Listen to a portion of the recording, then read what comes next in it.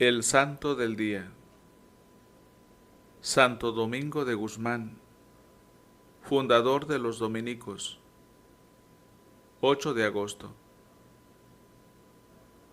A los 14 años se fue a vivir con un tío sacerdote en Palencia, en cuya casa trabajaba y estudiaba. La gente decía que en edad era un jovencito, pero que en seriedad parecía un anciano. Su goce especial era leer libros religiosos y hacer caridad a los pobres.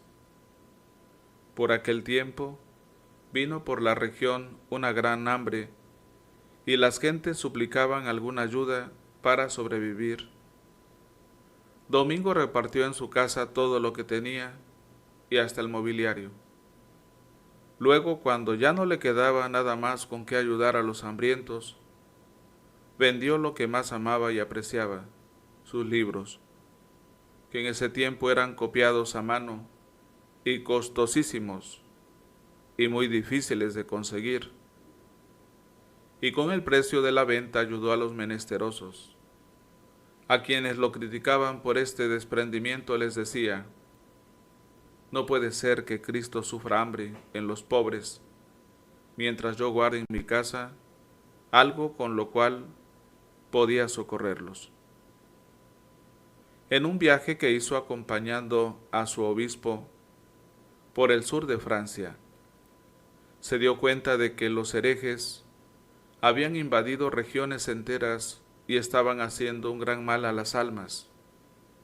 Y el método que los misioneros católicos estaban empleando era totalmente inadecuado. Los predicadores llegaban en carruajes elegantes, con ayudantes y secretarios, y se hospedaban en los mejores hoteles, y su vida no era ciertamente un modelo de la mejor santidad. Y así de esa manera las conversiones de herejes que conseguían eran mínimas. Domingo se propuso un modo de misionar totalmente diferente.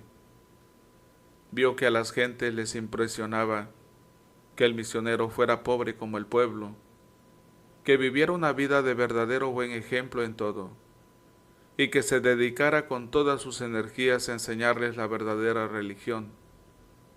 Se consiguió un grupo de compañeros y con una vida de total pobreza y con una santidad de conducta impresionante, empezaron a evangelizar con grandes éxitos apostólicos. Sus armas para convertir eran la oración, la paciencia, la penitencia y muchas horas dedicadas a instruir a los ignorantes en religión. Cuando algunos católicos trataron de acabar con los herejes por medio de las armas, o de atemorizarlos para que se convirtieran, les dijo: es inútil tratar de convertir a la gente con la violencia. La oración hace más efecto que todas las armas guerreras.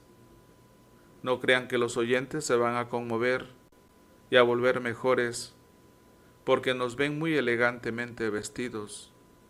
En cambio, con la humildad sí se ganan los corazones. Domingo llevaba ya 10 años predicando al sur de Francia y convirtiendo herejes y enfervorizando católicos, y a su alrededor había reunido un grupo de predicadores que él mismo había ido organizando e instruyendo de la mejor manera posible.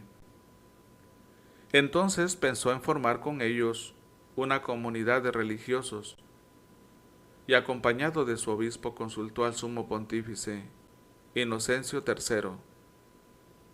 Al principio el pontífice estaba dudoso de si conceder o no el permiso para fundar la nueva comunidad religiosa, pero dicen que en un sueño vio que el edificio de la iglesia estaba ladeándose y con peligro de venirse abajo, y que llegaban 2 hombres, Santo Domingo y San Francisco, y le ponían el hombro y lo volvían a levantar.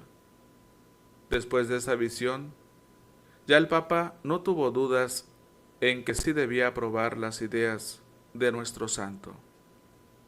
Y cuentan las antiguas tradiciones que Santo Domingo vio en sueños que la ira de Dios iba a enviar castigo sobre el mundo pero que la Virgen Santísima señalaba a dos hombres que con sus obras iban a interceder ante Dios y lo calmaban. El uno era Domingo y el otro era un desconocido, vestido casi como un pordiosero. Y al día siguiente, estando orando en el templo, vio llegar al que vestía como un mendigo, y era nada menos que San Francisco de Asís. Nuestro santo lo abrazó y le dijo: los dos tenemos que trabajar muy unidos para conseguir el reino de Dios. Y desde hace siglos ha existido la bella costumbre de que cada año, el día de la fiesta de San Francisco, los padres dominicos van a los conventos de los franciscanos y celebran con ellos muy fraternalmente la fiesta. Y el día de la fiesta de Santo Domingo, los padres franciscanos van a los conventos de los dominicos y hacen juntos una alegre celebración de buenos hermanos. En agosto de 1216 fundó Santo Domingo su comunidad de predicadores, con 16 compañeros que lo querían y le obedecían como al mejor de los padres.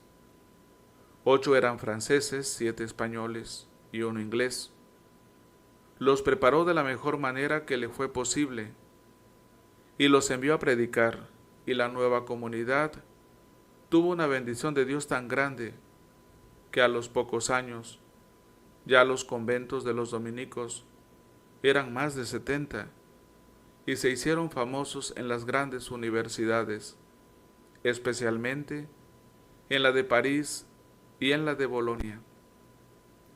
El gran fundador le dio a sus religiosos unas normas que les han hecho un bien inmenso por muchos siglos.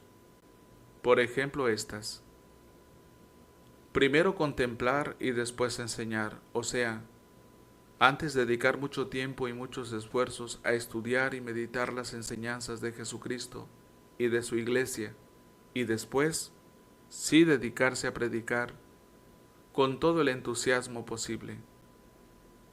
Predicar siempre y en todas partes.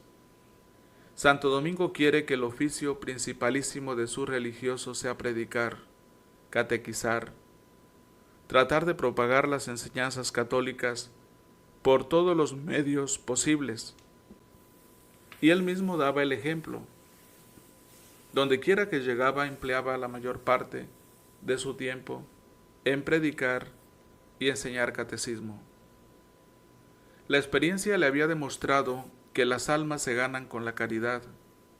Por eso todos los días pedía a nuestro Señor la gracia de crecer en el amor hacia Dios y en la caridad hacia los demás, y tener un gran deseo de salvar almas. Esto mismo recomendaba a sus discípulos, que pidieran a Dios constantemente. Los santos han dominado su cuerpo con unas mortificaciones que en muchos casos son más para admirar que para imitar. Recordemos algunas de las que hacía este hombre de Dios. Cada año hacía varias cuaresmas, o sea, pasaba varias temporadas de a 40 días, ayunando a pan y agua. Siempre dormía sobre duras tablas. Caminaba descalzo por caminos irisados de piedras y por senderos cubiertos de nieve.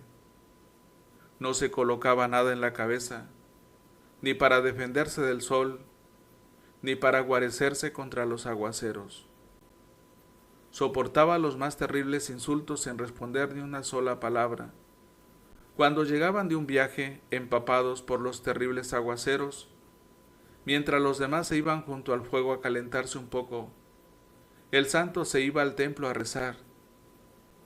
Un día en que por venganza los enemigos los hicieron caminar descalzos por un camino con demasiadas piedrecitas afiladas, el santo exclamaba: la próxima predicación tendrá grandes frutos, porque los hemos ganado con estos sufrimientos. Y así sucedió en verdad. Sufría de muchas enfermedades, pero sin embargo seguía predicando y enseñando catecismo sin cansarse ni demostrar desánimo. Era el hombre de la alegría y del buen humor. La gente lo veía siempre con rostro alegre, gozoso y amable. Sus compañeros decían: de día nadie más comunicativo y alegre, de noche nadie más dedicado a la oración y a la meditación. Pasaba noches enteras en oración. Era de pocas palabras cuando se hablaba de temas mundanos, pero cuando había que hablar de nuestro Señor y de temas religiosos, entonces sí que charlaba con verdadero entusiasmo. Sus libros favoritos eran el Evangelio de San Mateo y las cartas de San Pablo. Siempre los llevaba consigo para leerlos día por día, y prácticamente se los sabía de memoria. A sus discípulos les recomendaba que no pasaran ningún día sin leer alguna página del Nuevo Testamento o del Antiguo. Los que trataron con él afirmaban que estaban seguros de que este santo conservó siempre la inocencia bautismal y que no cometió jamás un pecado grave. Totalmente desgastado de tanto trabajar y sacrificarse por el reino de Dios a principios de agosto del año 1221, se sintió falto de fuerzas. Estando en Bolonia, la ciudad donde había vivido sus últimos años, tuvieron que prestarle un colchón porque no tenía. Y el 6 de agosto de 1221, mientras le rezaban las oraciones por los agonizantes, cuando le decían: que todos los ángeles y santos salgan a recibirte, dijo: qué hermoso, y expiró.